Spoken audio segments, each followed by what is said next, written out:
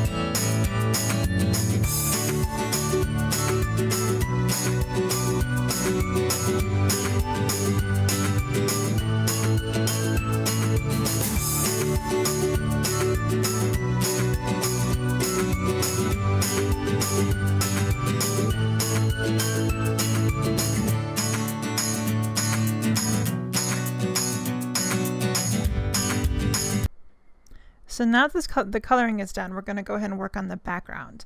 I'm going to do an embossed resist technique, so I'm using 2 of the sentiments in the stamp set with my Misty, and I'm going to stamp that using some Versamark clear ink and then some Ranger holographic embossing powder. This is a clear embossing powder, but it's going to show up white because our cardstock is white, but it's got a really strong sparkle glitter finish to it. It's really pretty. So I've heat set that, and now we're going to go in with some Distress inks. And I've got 3 colors. I show 4 on the screen, but I didn't end up using the Wilted Violet. So we're going to use Mermaid Lagoon, Picked Raspberry, and Carved Pumpkin. So I kind of had a sunset in mind when I picked these colors. And I'm using Bristol because this is really a good cardstock for the ink blending. I could do it with Nina, which a lot of people use Nina. It's a good quality cardstock, don't get me wrong. But for some reason, I'm not sure what the difference is, but the Bristol is a little bit heavier and it just goes on smoother. It's easier to get the color payoff, and it doesn't pick up circular marks as easily as the Nina seems to. If you struggle or have trouble with ink blending, use very little pressure. So you kind of want to imagine it gliding across the paper. So you're not really putting pressure on the heat or on the tool. You want it to kind of glide across the paper. So you're using enough ink and you're applying light layers at a time. It's not going to go on full strength. As you can see, I apply several layers of ink. And I go back and forth between my colors to get them to blend together. And you also want to hold your blending tool at an angle so it's not flat to the paper. You're going to get less friction that way. You're going to get better color payoff, less marks, and you're just going to have a better time doing it. And it's not going to be as frustrating, so you're going to have more success with it. And we all want success in the craft room, right? So I'm finishing up with the Mermaid Lagoon. And what I was going for, what I really wanted to see happen, was the blend between the colors. So that's one of my favorite parts about ink blending, is when I use multiple colors and I get new shades. And the Mermaid Lagoon with the Picked Raspberry creates this really pretty violet tone shade that is, it doesn't match the Wilted Violet. It's a little bit more plum because of the pink, but it's really pretty. And I also like the corally tone that you get between the Picked Raspberry and the Carved Pumpkin. So that's kind of what I was going for with these. And be prepared to layer the colors because you get the best payoff when you go back and forth. I think a lot of people struggle with ink blending because they don't put enough time into it and they get frustrated and give up, which I totally understand. But if you want to get good at something, you got to practice and you got to have a little patience with it.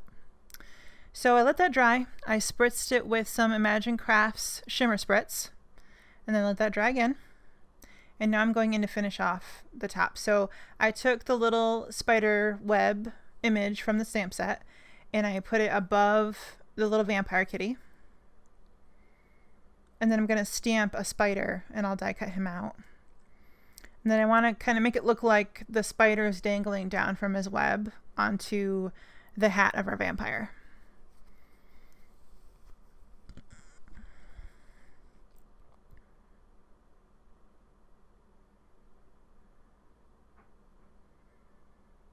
So I'm going to color him with a Copic, or 2 Copics, C9 and B28. I just gave him a little bit of a blue ribbon on his little hat, just for fun.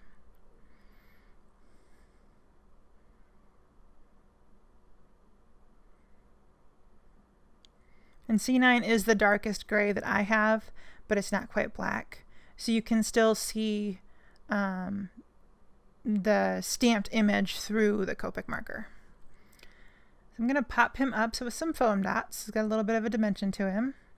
And the other 3 I adhered with some score tape. This is kind of a sparkly pen to draw in a spider web. You could use a white pen if you wanted to. I tried to go for that translucent effect that actual spider webs have. So thanks for joining me today, guys. I hope you enjoyed, and we will catch you on the next one. Have a great day. Bye-bye.